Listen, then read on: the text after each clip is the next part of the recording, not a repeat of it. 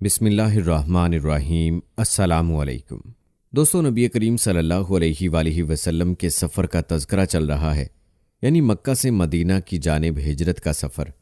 آج کی ویڈیو میں اسی سفر کا تذکرہ جاری ہے، جس میں اس سفر کے دوران پیش آنے والے ایک اہم واقعے کا تذکرہ کیا جائے گا، جو کہ معبد رضی اللہ تعالی عنہا کے خیمے پر پیش آیا۔ یہ واقعہ نبی کریم صلی اللہ علیہ وآلہ وسلم کے ایک معجزہ سے متعلق ہے، جسے سن کر آپ کا ایمان تازہ ہو جائے گا۔ پیارے دوستو، روایات بتاتی ہیں کہ اس روز یہ قافلہ تمام رات چلتا رہا، یہاں تک کہ چلتے چلتے اگلے دن دوپہر کا وقت ہو گیا۔ اب دور دور تک کوئی آتا جاتا نظر نہیں آ رہا تھا۔ ایسے میں سامنے ایک چٹان ابھری ہوئی نظر آئی، اس کا سایہ کافی دور تک پھیلا ہوا تھا۔ حضور اکرم صلی اللہ علیہ وآلہ وسلم نے اس جگہ پر پڑاؤ ڈالنے کا ارادہ فرمایا۔ حضرت ابو بکر صدیق رضی اللہ تعالی عنہ سواری سے اترے اور اپنے ہاتھوں سے جگہ کو صاف کرنے لگے، تاکہ آپ صلی اللہ علیہ وآلہ وسلم چٹان کے سائے میں سو سکیں۔ جگہ صاف کرنے کے بعد حضرت ابو بکر صدیق رضی اللہ تعالی عنہ نے اپنی چادر وہاں بچھا دی اور عرض کیا، اللہ کے رسول یہاں سو جائیں، میں پہرا دوں گا۔ حضور اکرم صلی اللہ علیہ وآلہ وسلم سو گئے۔ ایسے میں حضرت ابو بکر صدیق رضی اللہ تعالی عنہ نے ایک چرواہے کو چٹان کی طرف آتے دیکھا، شاید وہ بھی سائے میں آرام کرنا چاہتا تھا۔ ابو بکر صدیق رضی اللہ تعالی عنہ فوراً اس طرف مڑے اور اس سے بولے، تم کون ہو؟ اس نے بتایا، میں مکہ کا رہنے والا ایک چرواہا ہوں۔ حضرت ابو بکر صدیق رضی اللہ تعالی عنہ بولے، کیا تمہاری بکریوں میں کوئی دودھ والی بکری ہے؟ جواب میں اس نے کہا، ہاں ہے۔ پھر وہ ایک بکری سامنے لایا، اپنے ایک برتن میں دودھ دوہا اور حضرت ابو بکر صدیق رضی اللہ تعالی عنہ کو دیا۔ وہ دودھ کا برتن اٹھائے آپ صلی اللہ علیہ وآلہ وسلم کے پاس آئے، جو کہ اس وقت سو رہے تھے۔ انہوں نے آپ صلی اللہ علیہ وآلہ وسلم کو جگانا مناسب نہ سمجھا، دودھ کا برتن لیے اس وقت تک کھڑے رہے جب تک کہ آپ صلی اللہ علیہ وآلہ وسلم جاگ نہیں گئے۔ حضرت ابو بکر صدیق رضی اللہ تعالی عنہ نے دودھ میں پانی کی دھار ڈالی تاکہ وہ ٹھنڈا ہو جائے، پھر خدمت میں پیش کیا اور عرض کیا، یہ دودھ پی لیجئے۔ آپ صلی اللہ علیہ وآلہ وسلم نے دودھ نوش فرمایا اور پوچھا، کیا روانگی کا وقت ہو گیا؟ حضرت ابو بکر صدیق رضی اللہ تعالی عنہ نے عرض کیا، جی ہاں ہو گیا ہے۔ اب یہ قافلہ پھر روانہ ہوا اور راستے میں حضرت معبد رضی اللہ تعالی عنہا کے خیمے پر کچھ دیر کے لیے یہ قافلہ رکا، جہاں پر ایک بکری کے دودھ دینے کے معجزے کا ذکر ہے۔ ہم آپ کو معبد کی اس بکری کا مکمل قصہ بھی سنائیں گے، لیکن یہاں آپ کو حضرت ابو بکر صدیق رضی اللہ تعالی عنہ کی شان بتاتے ہیں، جو آپ صلی اللہ علیہ وآلہ وسلم کے ہجرت کے ساتھی تھے۔ دوستو، روایات میں آتا ہے کہ حضور نبی کریم صلی اللہ علیہ وآلہ وسلم نے ایک مرتبہ حضرت حسان بن ثابت رضی اللہ تعالی عنہ سے فرمایا، حسان، کیا تم نے ابو بکر کے بارے میں بھی کوئی شعر کہا ہے؟ انہوں نے عرض کیا، جی ہاں۔ آپ صلی اللہ علیہ وآلہ وسلم نے ارشاد فرمایا، سناؤ، میں سننا چاہتا ہوں۔ یاد رہے کہ حضرت حسان بن ثابت رضی اللہ تعالی عنہ بہت بڑے شاعر تھے، ان کو شاعر رسول کا خطاب بھی ملا ہے۔ حضور اکرم صلی اللہ علیہ وآلہ وسلم کی فرمائش پر انہوں نے جو دو شعر سنائے، ان کا ترجمہ یہ ہے۔ حضرت ابو بکر صدیق، جو دو میں سے دوسرے تھے، اس بلند و بالا غار میں تھے، اور جب وہ پہاڑ پر پہنچ گئے تو دشمن نے ان کے گرد چکر لگائے۔ یہ حضرت صلی اللہ علیہ وآلہ وسلم کے عاشق زار تھے، جیسا کہ ایک دنیا جانتی ہے، اور اس عشق رسول میں ان کا کوئی ثانی یا برابر نہیں تھا۔ روایات بتاتی ہیں کہ یہ شعر سن کر حضرت صلی اللہ علیہ وآلہ وسلم مسکرانے لگے، یہاں تک کہ آپ کے دانت مبارک نظر آئے۔ پھر ارشاد فرمایا، تم نے سچ کہا حسان، وہ ایسے ہی ہیں جیسا کہ تم نے کہا۔ وہ غار والے کے نزدیک، یعنی میرے نزدیک، سب سے زیادہ پیارے ہیں، کوئی دوسرا شخص ان کی برابری نہیں کر سکتا۔ پیارے دوستو، اسی طرح حضرت ابو درداء رضی اللہ تعالی عنہ فرماتے ہیں کہ ایک روز حضور نبی کریم صلی اللہ علیہ وآلہ وسلم نے مجھے ابو بکر صدیق رضی اللہ تعالی عنہ سے آگے چلتے دیکھا تو ارشاد فرمایا، اے ابو درداء، یہ کیا؟ تم اس شخص سے آگے چلتے ہو جو دنیا اور آخرت میں تم سے افضل ہے۔ قسم ہے اس ذات کی جس کے قبضے میں میری جان ہے، انبیاء و مرسلین کے بعد ابو بکر سے زیادہ افضل آدمی پر نہ کبھی سورج طلوع ہوا اور نہ غروب ہوا۔ اللہ اکبر! کیا شان ہے حضرت ابو بکر صدیق رضی اللہ تعالی عنہ کی، لیکن بہت کم لوگ ہیں جو آپ رضی اللہ تعالی عنہ کی شان سے واقف ہیں۔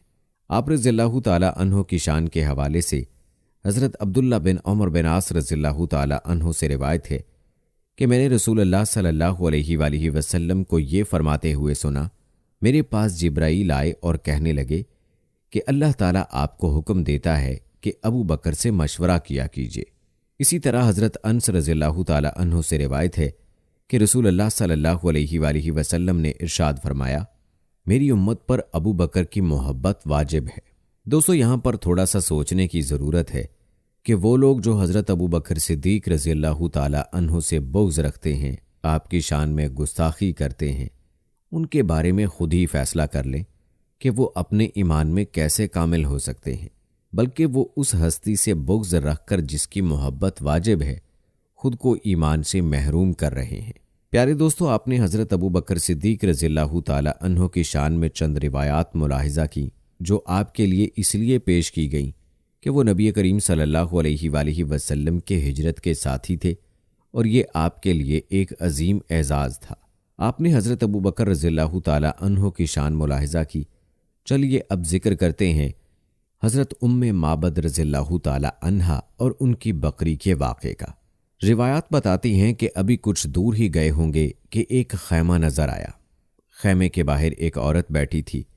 یہ معبد رضی اللہ تعالی عنہا تھی، جو اس وقت تک اسلام کی دعوت سے محروم تھی۔ ان کا نام عاتقہ تھا۔ یہ ایک بہادر اور شریف خاتون تھی۔ انہوں نے بھی آنے والوں کو دیکھ لیا۔ اس وقت معبد رضی اللہ تعالی عنہا کو یہ معلوم نہیں تھا کہ یہ چھوٹا سا قافلہ کن ہستیوں کا ہے۔ نزدیک آنے پر حضور صلی اللہ علیہ وآلہ وسلم کو معبد رضی اللہ تعالی عنہا کے پاس ایک بکری کھڑی نظر آئی۔ وہ بہت ہی کمزور اور دبلی پتلی سی بکری تھی۔ آپ صلی اللہ علیہ وآلہ وسلم نے معبد رضی اللہ تعالی عنہا سے دریافت کیا، کیا اس کے تھنوں میں دودھ ہے؟ معبد رضی اللہ تعالی عنہا بولی، اس کمزور اور مریل بکری کے تھنوں میں دودھ کہاں سے آئے گا؟ آپ صلی اللہ علیہ وآلہ وسلم نے ارشاد فرمایا، کیا تم مجھے اس کو دوہنے کی اجازت دو گی؟ اس پر معبد رضی اللہ تعالی عنہا بولی، لیکن یہ تو ابھی ویسے بھی دودھ دینے والی نہیں ہے۔ آپ خود سوچئے، یہ دودھ کس طرح دے سکتی ہے؟ میری طرف سے اجازت ہے، اگر اس سے آپ دودھ نکال سکتے ہیں تو نکال لیجئے۔ حضرت ابو بکر صدیق رضی اللہ تعالی عنہ اس بکری کو حضور اکرم صلی اللہ علیہ وآلہ وسلم کے پاس لے آئے۔ حضور صلی اللہ علیہ وآلہ وسلم نے اس کی کمر اور تنوں پر ہاتھ پھیرا اور دعا کی، اے اللہ، اس بکری میں ہمارے لیے برکت عطا فرما۔ جو ہی آپ صلی اللہ علیہ وآلہ وسلم نے یہ دعا مانگی، بکری کے تھن دودھ سے بھر گئے اور ان سے دودھ ٹپکنے لگا۔ یہ نظارہ دیکھ کر معبد رضی اللہ تعالی عنہا حیرت زدہ رہ گئیں۔ آپ صلی اللہ علیہ وآلہ وسلم نے ارشاد فرمایا، ایک برتن لاؤ۔ حضرت معبد رضی اللہ تعالی عنہا ایک برتن اٹھا لائیں۔ وہ اتنا بڑا تھا کہ اس سے 8-10 آدمی سیراب ہو سکتے تھے۔ غرض حضور صلی اللہ علیہ وآلہ وسلم نے بکری کا دودھ نکالا۔ اس کے تھنوں میں دودھ بہت بھر گیا تھا۔ آپ صلی اللہ علیہ وآلہ وسلم نے وہ دودھ پہلے معبد رضی اللہ تعالی عنہا کو دیا۔ انہوں نے خوب سیر ہو کر پیا۔ اس کے بعد ان کے گھر والوں نے پیا۔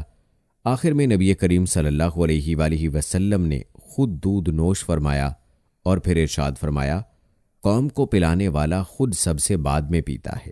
سب کے دودھ پی لینے کے بعد آپ صلی اللہ علیہ وآلہ وسلم نے پھر بکری کا دودھ نکال کر معبد رضی اللہ تعالی عنہا کو دے دیا اور وہاں سے آگے روانہ ہوئے۔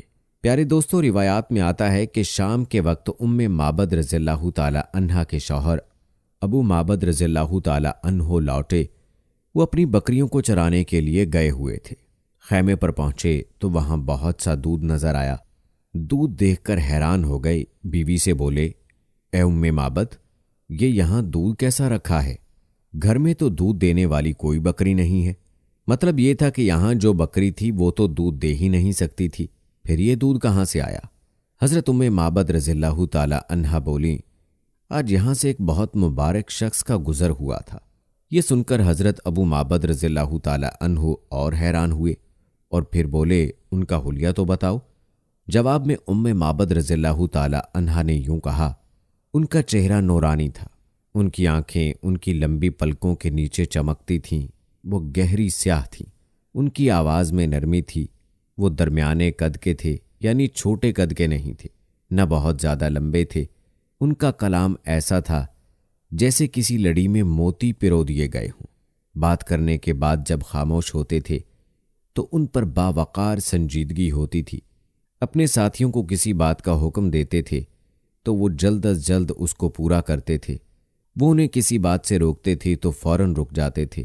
وہ انتہائی خوش اخلاق تھے، ان کی گردن سے نور کی کرنیں پھوٹتی تھیں، ان کے دونوں ابرو ملے ہوئے تھے، بال نہایت سیاہ تھے، وہ دور سے دیکھنے پر نہایت شاندار اور قریب سے دیکھنے پر نہایت حسین و جمیل لگتے تھے۔ ان کی طرف نظر پڑتی تو پھر دوسری طرف ہٹ نہیں سکتی تھی۔ اپنے ساتھیوں میں وہ سب سے زیادہ حسین و جمیل اور باروب تھے، سب سے زیادہ بلند مرتبہ تھے۔ حضرت معبد رضی اللہ تعالی عنہا کا بیان کردہ حلیہ سن کر ان کے شوہر بولے، اللہ کی قسم، یہ حلیہ اور صفات تو انہی قریشی بزرگ کی ہیں۔ اگر میں اس وقت یہاں ہوتا تو ضرور ان کی پیروی اختیار کر لیتا، اور میں اب اس کی کوشش کروں گا۔ چنانچہ روایات میں آتا ہے کہ حضرت معبد رضی اللہ تعالی عنہا اور حضرت ابو معبد رضی اللہ تعالی عنہا ہجرت کر کے مدینہ منورہ آئے اور انہوں نے اسلام قبول کیا تھا۔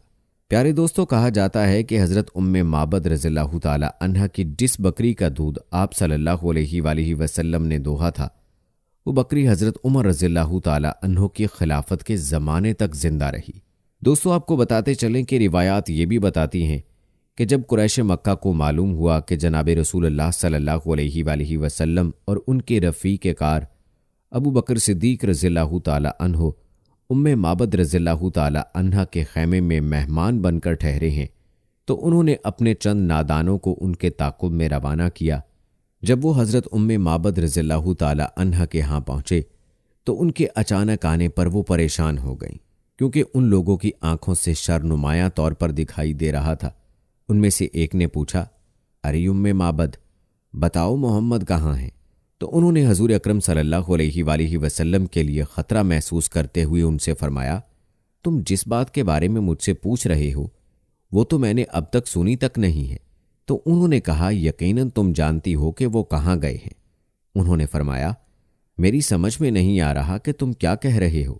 جب انہوں نے نہایت ہی اصرار سے پوچھا اور شر ان کے چہروں سے ظاہر ہونے لگا تو سیدہ معبد رضی اللہ تعالی عنہا نے ان سے فرمایا، تم یہاں سے جاتے ہو کہ میں اپنی قوم کے آدمیوں کو بلاؤں، اور تم کان کھول کر یہ میری بات سن لو کہ پھر تم سلامت واپس نہیں جا سکو گے۔